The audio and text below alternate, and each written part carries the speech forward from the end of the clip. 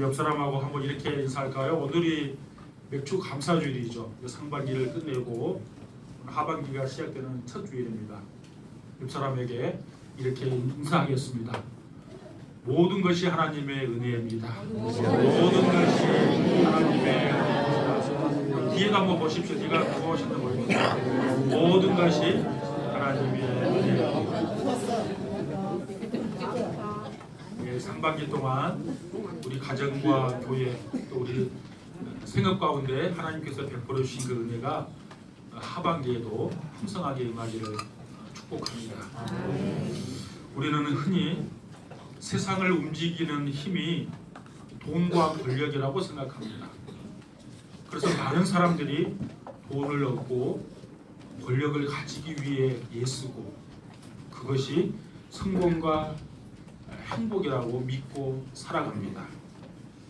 그러나 성경은 전혀 다른 진리를 우리에게 보여줍니다. 세상을 다스리시고 역사를 주관하시는 분은 사람이 아니라 하나님이십니다. 아멘. 하나님은 왕들과 권력자들까지도 자신의 뜻과 복음을 위해 사용하십니다. 오늘 본문은 세상을 움직이는 힘이 권력이 아니라 하나님의 섭리임을 우리에게 분명하게 보여줍니다. 여러분, 사람들은 흔히 세상을 움직이는 것이 권력이라고 생각합니다.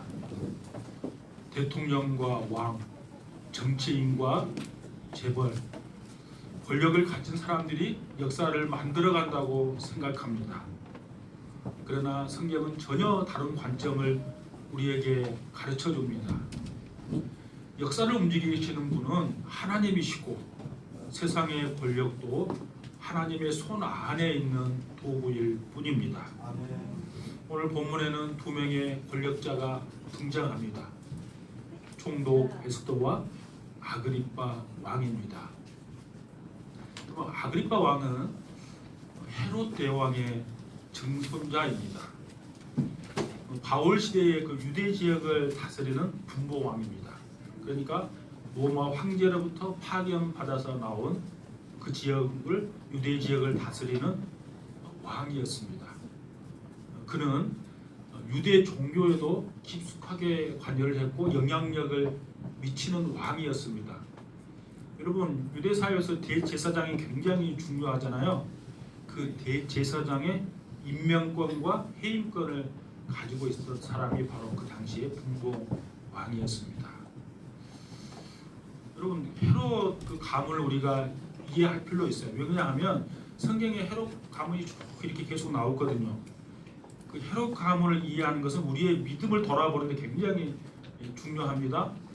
오늘 본문은 아그리빠 왕이라 그랬는데 그 아그리빠 왕의 그러니까 제일 이제 꼭대기, 쉽게 말하면 가장 위에 있는 왕이 누군가 하면 헤롯입니다.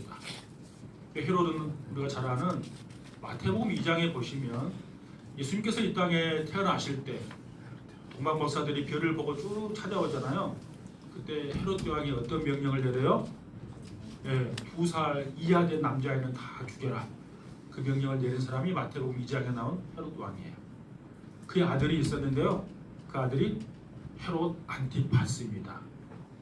복음서에 다 나와요. 마태, 마가, 누가에 다 나오는데 가장 정확하게 나오는 성경은 마태복음 14장에 나와요.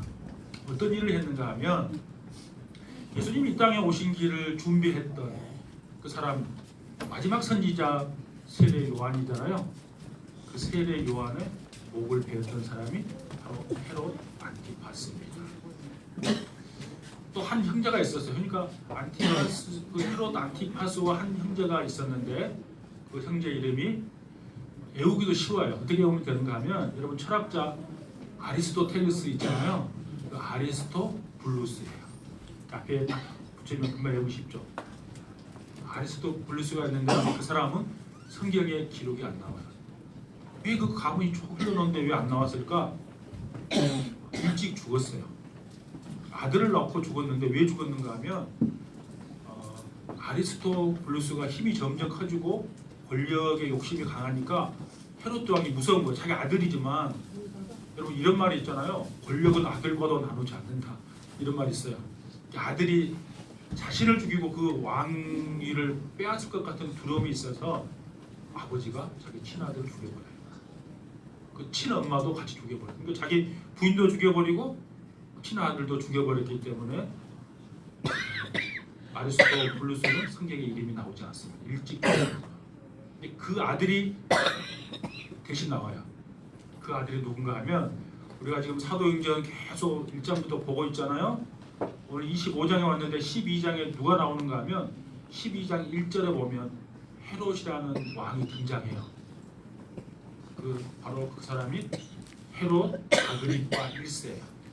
바로 일찍 죽었던 그 아들이 헤롯 아그리파 1세.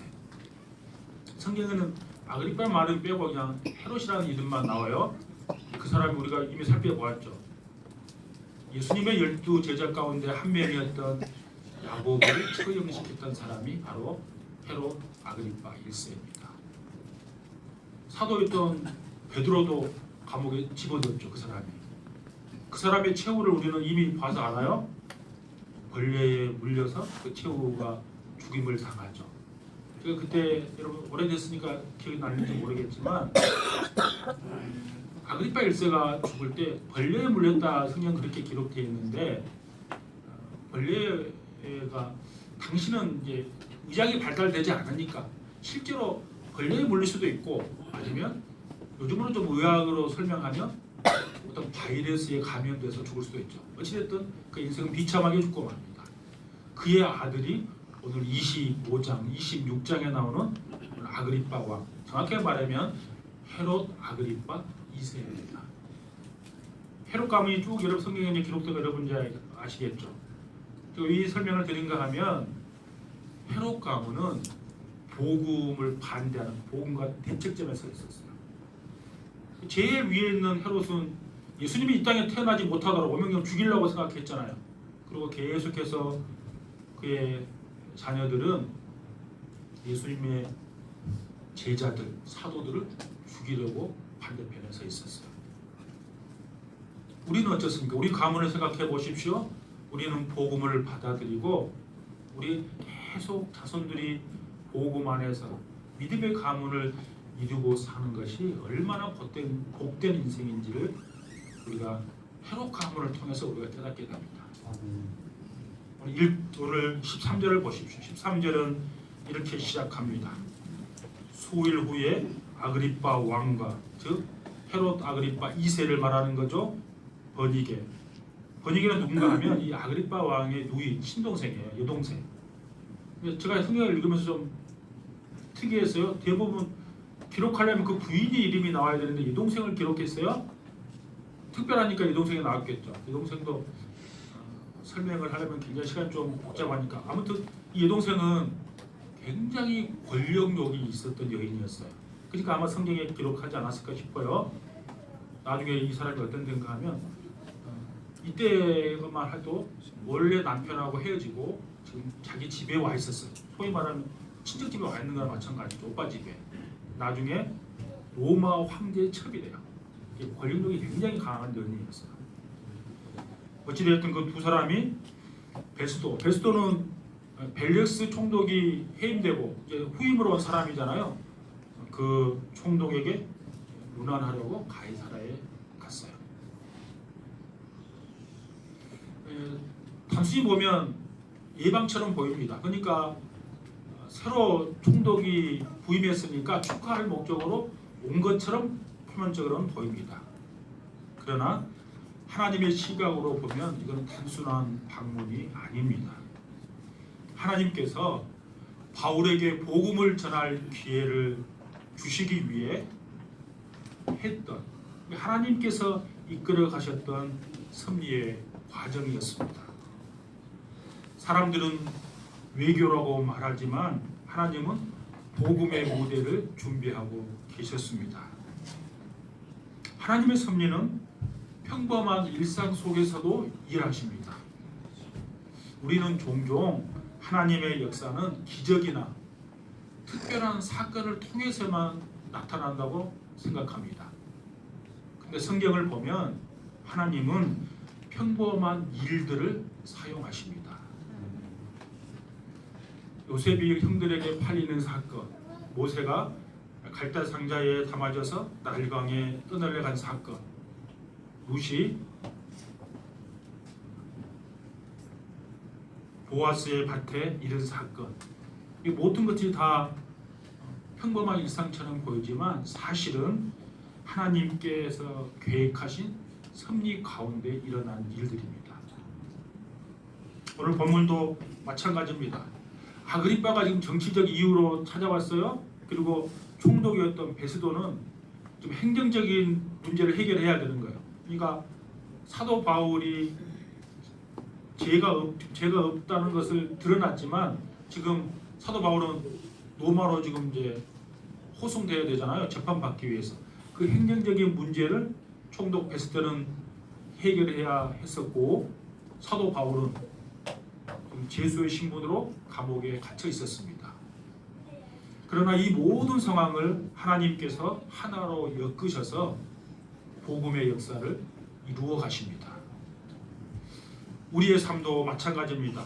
우리가 만나는 사람들, 예상하지 못한 일들, 때로는 실패와 고난까지도 하나님은 복음을 위한 선한 계획 속에서 사용하십니다. 그래서 성도는 우연을 믿는 사람이 아니라 하나님의 섭리를 믿는 사람들입니다. 우연처럼 보이지만 거기에 사실 하나님의 섭리가 들어있는 거예요. 그걸 가장 잘 나타나는 성경이 여러 가지가 있는데 한 가지를 말씀드리면 여러분 구약에 에스더 6장에 보면 아하수에르 왕이 잠이 잘 안 왔어요. 불면증에 지금 말하면 불면증에 시달려서 잠이 안 오니까 그 신하들에게 왕궁 일기를 읽게 했어요. 원래 왕들은 다 이제 있던 일을 기록하잖아요. 쭉 자기 선대부터 쭉 기록하는 왕궁 일기를 읽게 했어요. 그 일기를 읽는 중에 모르드게가 자신의 생명을 구해줬다는 내용을 그가 처음으로 알게 돼요. 그러니까 여러분 불면증이 찾아온 거, 왕궁의 일기를 읽게 된 거, 마침 그 부분을 읽게 된 거, 이게 우연처럼 보이지만 사실 우연이 아닙니다. 그날 아침에 하만이 모르드게를 죽이려고 왕궁으로 들어옵니다. 근데 왕은 불면증으로 잠을 자지 않았기 때문에 모르드게가 자신의 생명을 구해줬던 사실을 알았어요. 그리고 하만이 정치적으로 반란을 꾸민다는 사실도 알았어요. 그래서 척결하고 유다를 구원하는 놀라운 역사가 이루어져요. 이 모든 과정이 다 우연처럼 보이지만 유대 민족을 살리기 위한 하나님의 섭리 가운데 사실 있는 거죠. 오늘 본문의 아그리빠 방문도 마찬가지입니다. 사람들은 정치적 일정이라고 생각했지만 하나님은 바울이 왕 앞에서 복음을 전할 무대로 지금 사용하고 계셨습니다. 베스도는 바울 사건을 어떻게 처리해야 될지 아주 난감했습니다. 바울에게서 사형을 시킬 만한 어떤 제목을 찾지 못했습니다. 또 우리가 잘 아는 것처럼 유대인들은 계속 바울을 죽이라고 지금 이야기하고 있잖아요. 그러니까 유대인들의 눈치도 봐야 했습니다. 지금 그런 상황에서 아그리빠 왕이 지금 베스도 총독을 방문한 거야.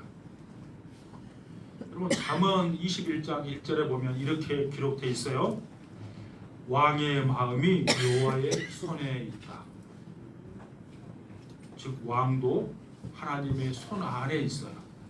총독도 하나님의 손 아래 있습니다. 국가도 하나님의 손 아래 있습니다. 모든 역사도 하나님의 손 아래 있습니다. 오늘날도 마찬가지입니다. 세계의 정세가 급변하고 정권이 바뀌고 경제가 흔들려도 하나님은 여전히 역사의 주인이십니다. 우리는 그래서 세상 권력을 두려워하지 말아야 합니다. 권력보다 크신 하나님을 신뢰해야 합니다. 바울은 권력 앞에서 두려움을 갖지 않았습니다.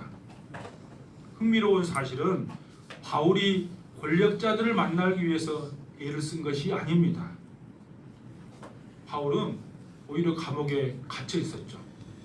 그런데 하나님께서 권력자들을 바울 앞으로 이끌어 오셨어요. 사도 바울이 주님을 만나는 장면을 한번 생각해 보십시오. 다메섹 도상에서 강력한 빛으로 찾아오신 부활의 주님을 그는 만나게 됩니다. 그 빛이 너무 강력해서 바울은 눈이 멀어버렸습니다. 앞을 보지 못했어요. 그때 주님께서 12제자는 아닌데 다른 제자 한 사람 아나니아를 바울에게 보내서 안수함으로 다시 보게 합니다. 그리고 주님께서 아나니아에게 이렇게 말합니다. 9장 사도행전 9장 15절 말씀이에요. 이 사람은 바울을 말하는 거죠. 이 사람은 내 이름을 이방인과 임금들과 이스라엘 자손들에게 전하기 위하여 택한 나의 그릇이다. 내 이름을 이방인들뿐만 아니라 임금들에게 전하기 위해서 택한 나의 그릇이라고 말하고 있습니다. 이 말씀은 바울의 사명을 선언하신 하나님의 약속이었습니다. 그리고 오늘 본문은 바로 그 약속이 이루어지는 장면입니다. 바울은 자신의 힘으로 왕을 찾아간 것이 아니었습니다. 오히려 제수의 신분으로 그는 감옥에 갇혀 있었습니다. 그러나 하나님께서 총독 베스도와 아그리빠 왕을 바울 앞으로 이끄셔서 그가 왕들 앞에서 복음을 증거하도록 하셨습니다. 여러분, 권력이 하나님을 움직이는 것이 아니라 하나님이 권력을 움직이십니다. 그러므로 우리는 하나님께서 우리를 어느 자리에 보내든지 어떤 사람을 만나게 하시든지 그것이 하나님께서 준비하신 복음의 자리임을 믿고 바울처럼 복음을 부끄러워하지 아니하고 담대하게 복음을 전하는 저와 여러분 될 수 있기를 축복합니다. 첫 번째, 하나님은 세상의 권력자들을 사용하셔서 복음을 증거한다 그랬어요. 두 번째는 세상은 복음을 이해하지 못합니다. 하나님은 아그리빠 왕과 베스도 총독을 바울 앞에 세우는 거야. 그러나 안타깝게도 그들은 복음을 들을 기회가 있었음에도 그들은 복음을 받아들이지 않습니다. 바로 앞에 총독 여러분 벨리엑스도 마찬가지였죠. 그의 아내와 함께 복음을 들을 기회가 있었어요.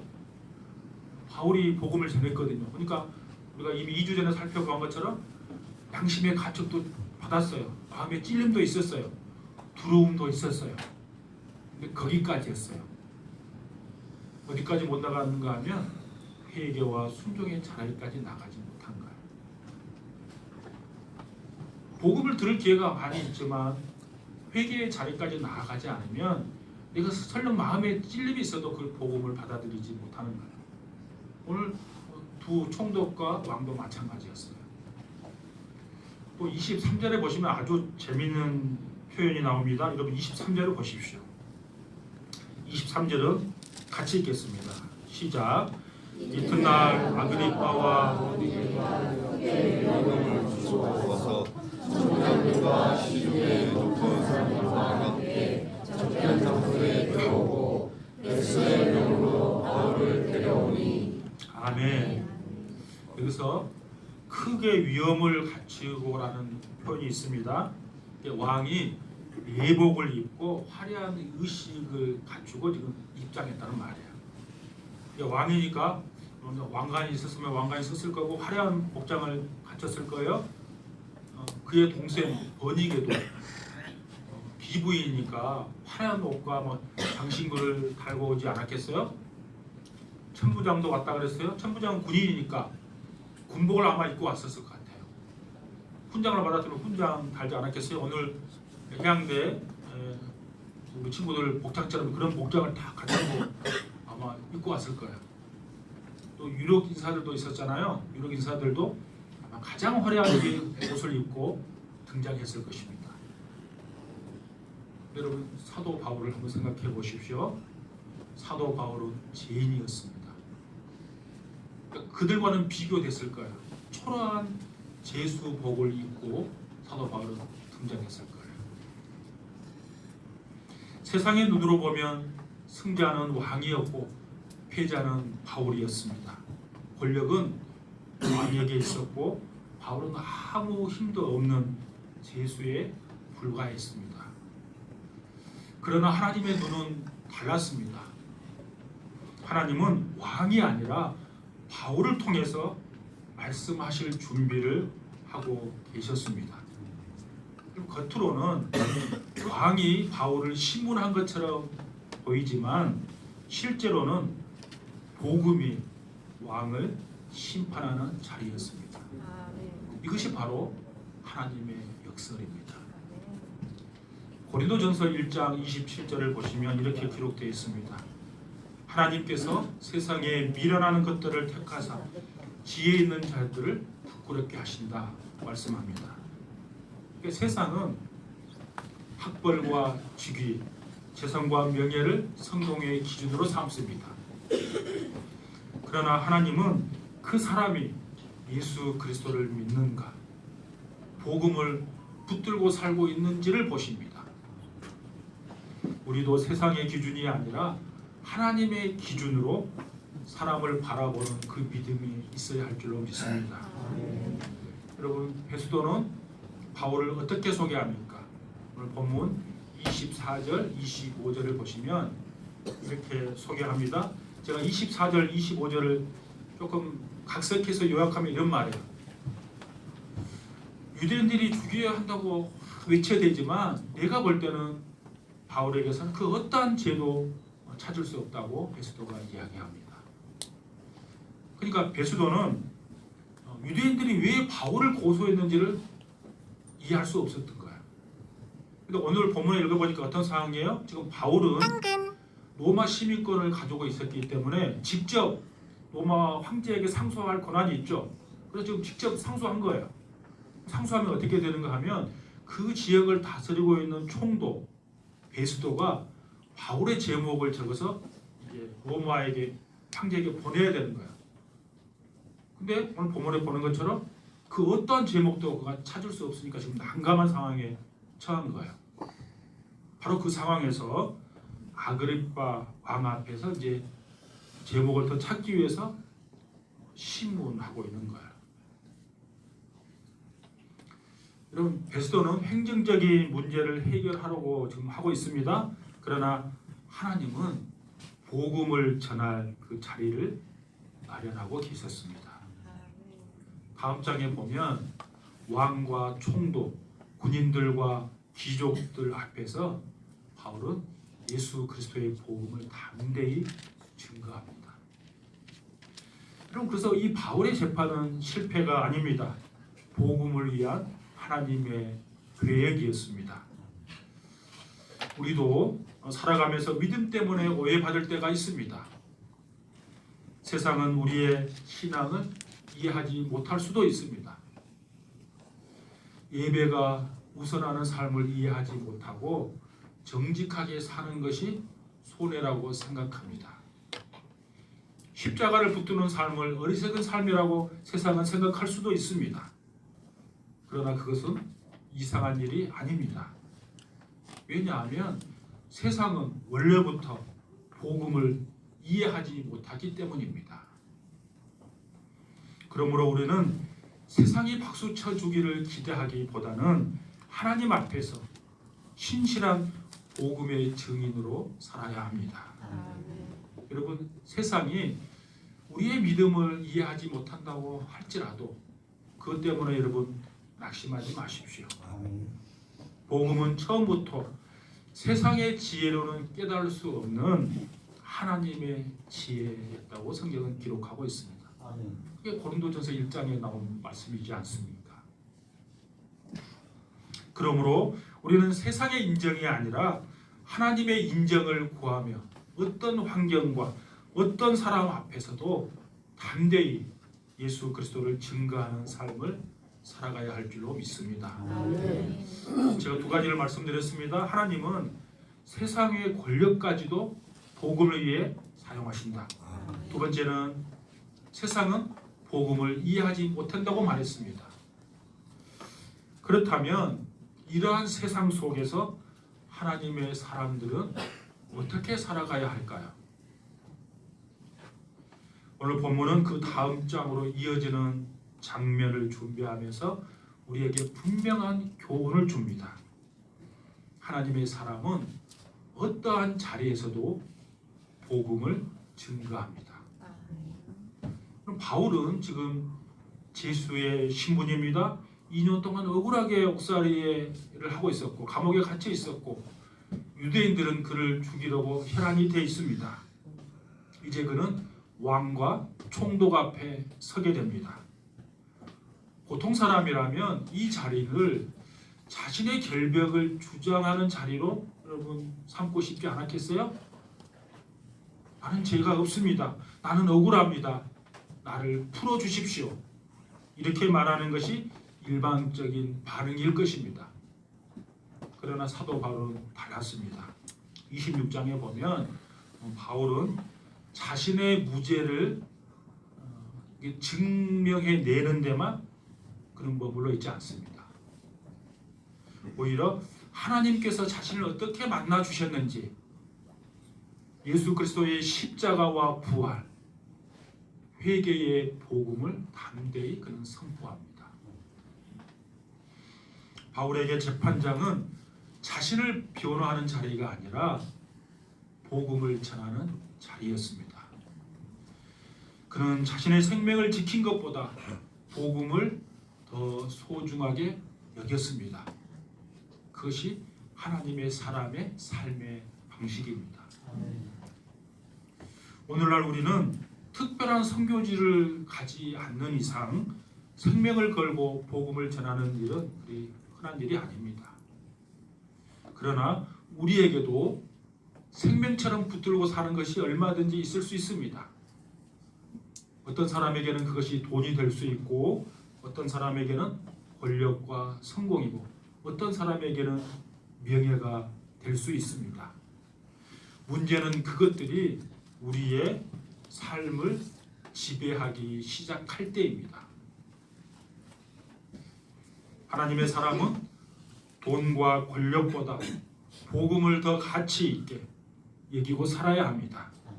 삶의 우선순위도 거기에 맞추며 살아야 합니다. 여러분 어제 토요일 새벽 기도 때 말씀 여러분 기억하십니까? 엠마오로 내려가는 두 제자를 찾아오신 주님에 대한 그 이야기를 함께 나눴죠.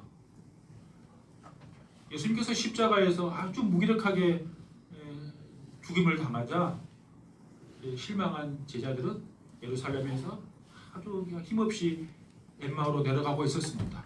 그때 부활하신 주님께서 그들을 찾아오시죠. 그 부활의 주님을 만난 그들은 삶의 방향이 완전히 바뀌었습니다. 다시 예루살렘으로 그들은 올라가서 부활의 주님을 증거하는 삶이 되었습니다. 그러니까 삶의 방향이 완전히 바뀐 거예요. 여러분 이처럼 부활의 주님을 만난 사람은 삶의 가치가 바뀌고 삶의 방향이 바뀌고 결국 복음을 위해 살아가는 사람이 되는 것입니다. 한 가지 유아를 여러분 소개하면서 말씀을 마치려고 합니다. 여러분 17세기 영국의 청교도에 있던 우리가 잘 아는 존 버니언이라는 사람이 있습니다. 당시 국교가 있어서 영국의 국교는 성경입니다. 나라에서 명령을 내립니다. 이 성공의 외에는 그 어떠한 복음도 전하지 못하게 나라에서 명령을 내렸습니다. 존 버니언은 거기에 동의할 수 없었습니다. 그래서 그는 진짜 복음을 전하기 시작합니다. 그 일로 그는 영국 정부로부터 체포되고 감옥에 갇히게 됩니다. 무려 12년 동안이나 감옥에 갇히게 되죠. 자기의 가족, 자기의 어린 딸을 그는 볼보지 못합니다. 사람들은 다 이렇게 생각했습니다. 이제 감옥에 오랫동안 갇히는 그에게 그의 인생은 끝났다고 사람들은 말했습니다. 존 버니언은 감옥에서도 한 번도 하나님을 원망한 적이 없습니다. 그 감옥에서 집필한 책이 그 유명한 철로 역정입니다. 여러분, 철로 역정은 우리가 잘 아는 것처럼 성경 다음으로 가장 사람들에게 많이 읽힌 기독교 서적입니다. 수백 년 동안 세계 수많은 사람들에게 그 성경 다음으로 그 책이 읽히게 됐고, 그 책은 복음의 통로로 쓰임받게 됩니다. 여러분, 사람은 감옥에 가두지만 하나님의 말씀은 감옥에 가둘 수가 없습니다. 바울도 감옥을 전도지로 만들었고, 존 번연도 감옥을 선교지로 만들었습니다. 그래서 하나님의 사람은 환경이 아니라 사명에 집중하는 사람들입니다. 이것이 오늘 우리에게도 도전을 줍니다. 우리의 삶을 움직이는 힘이 돈과 권력이 아니라 예수 그리스도의 복음임을 여러분 믿을 수 있기를 바랍니다. 그리고 어떤 자리에 우리가 있든지 바울처럼 하나님께서 허락하신 모든 기회를 복음을 전하는 기회로 삼는 저와 여러분 다 될 수 있기를 주님의 이름으로 축복합니다.